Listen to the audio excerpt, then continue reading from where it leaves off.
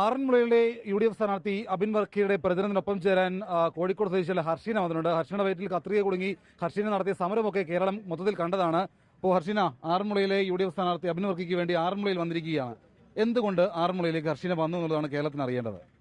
തീർച്ചയായും പ്രത്യേകിച്ച് നമ്മൾ പറയേണ്ടതില്ല. നമ്മൾ ഇത്രയും കാലം ഇപ്പോഴും അനുഭവിച്ചുകൊണ്ടിരിക്കുന്ന 9 വർഷത്തോളമായി അനുഭവിച്ചുകൊണ്ടിരിക്കുന്ന ഈ ഒരു നീതി നിഷേധത്തിനെതിരെ പ്രതിഷേധം അത് തന്നെ. ആരോഗ്യമന്ത്രി ഈ നാട്ടിലെ MLA ആണല്ലോ, ഈ സംസ്ഥാനത്തിന്റെ ആരോഗ്യമന്ത്രി.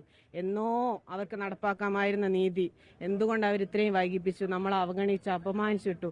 5 വർഷം കത്രിക കുടുങ്ങി ഞാൻ അനുഭവിച്ച വേദനയെക്കാളും അവരുടെ അവഗണന, ഇത്രയും ഒരു സ്ത്രീ ആയിരുന്നിട്ട് പോലും, ഒരു അമ്മ ആയിരുന്നിട്ട് പോലും ഈ ഞാൻ അനുഭവിച്ച വേദന മനസ്സിലാക്കാതെ നമ്മളോട് കൂടെ വാക്കുകളിൽ മാത്രം ഹർഷനക്കൊപ്പം സർക്കാർ അതിനുവേണ്ടി വോട്ട് ചോദിക്കുമ്പോൾ ആരോഗ്യമന്ത്രി ഹർഷനെ അപമാനിച്ചു, നീതി തന്നില്ല, ഈ കാര്യങ്ങളടക്കം വോട്ടർ മുമ്പിൽ പറഞ്ഞു കൊടുക്കുകയാണ് ചെയ്യുന്നതല്ലേ? തീർച്ചയായും അങ്ങനെയുള്ള ഒരു ജനപ്രതിനിധി അല്ല നമുക്ക് വേണ്ടത്. നമ്മളെ കൂടെ ചേർന്ന് നിൽക്കുന്ന, ഇവിടെ ഒരു രാഷ്ട്രീയവും ഇല്ല, രാഷ്ട്രീയം പറയാനല്ല, ഞാൻ അനുഭവിച്ച വേദനയാണ് എൻ്റെ രാഷ്ട്രീയം. അപ്പൊ അതിന് നമ്മളെ കൂടെ ആര് നിന്നോ അവരെ കൂടെ നമ്മൾ നിൽക്കുക എന്നുള്ളതാണ്. അങ്ങനെയുള്ള ജനപ്രതിനിധികളെയാണ് നമുക്ക് വേണ്ടത്. അല്ലാതെ അഹങ്കാരത്തിന്റെയും ധാർഷ്ട്യത്തിന്റെയും അവരല്ല, അവരൊക്കെ ഒന്നും ഒഴിവാക്കേണ്ട സമയം കഴിഞ്ഞു.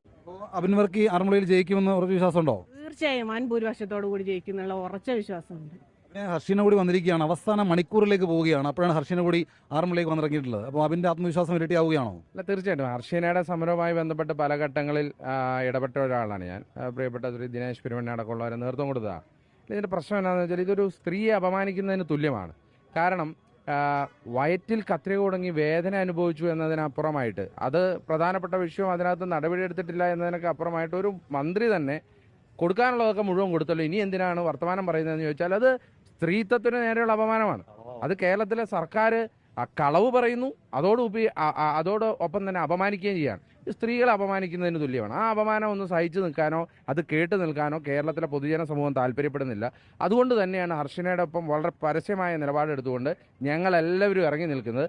5 കൊല്ലം തീരാവേദന അനുഭവിച്ച് നിൽക്കുന്ന ഒരു സ്ത്രീയെ ഞങ്ങളെല്ലാം കൊടുത്തല്ലോ, ഇപ്പം ഇനി എന്നത്തിനാണെന്ന് ചോദിച്ചാൽ അത് അഹങ്കാരത്തിന്റെ ശബ്ദമാണ്. ഇപ്പോൾ അതിനുവേണ്ടി അവസാന ലാബിൽ ഹർഷീന വന്നു. ഈ നാമനിർദ്ദേശ പത്രിക സമയത്ത് പണം കെട്ടിവെക്കുന്ന ആദ്യം ഗഡു തന്നത് ആലപ്പുഴ സ്വദേശിയുള്ള ഉഷയാണ്. അപ്പോൾ അങ്ങനെ അത്തരത്തിൽ ആരോഗ്യവകുപ്പിന്റെ വീഴ്ചകൾക്കിരയായിട്ടുള്ള ആളുകൾ കൃത്യമായിട്ട് അതിന് പിന്തുണ ഉറപ്പാക്കുകയാണല്ലേ? ഇവർ രണ്ടുപേരും മാത്രമല്ല, ആയിരക്കണക്കിന് സാധാരണക്കാർ ആരോഗ്യവകുപ്പിന്റെ വീഴ്ചയിൽ ഇരകളാക്കപ്പെട്ടവരുടെ പ്രാർത്ഥനയാണ് എന്നെ നയിക്കുന്നത്. ആ ആത്മവിശ്വാസത്തിലാണ് ഞാൻ മുന്നോട്ട് പോകുന്നത്. അതുമാത്രമാണ് എൻ്റെ ആത്മവിശ്വാസം. ഹർഷീന, ഇനിയിപ്പോൾ ഇവിടുത്തെ വോട്ടർമാരുടെ അവസാനമായിട്ട് പറയാനുള്ളത്?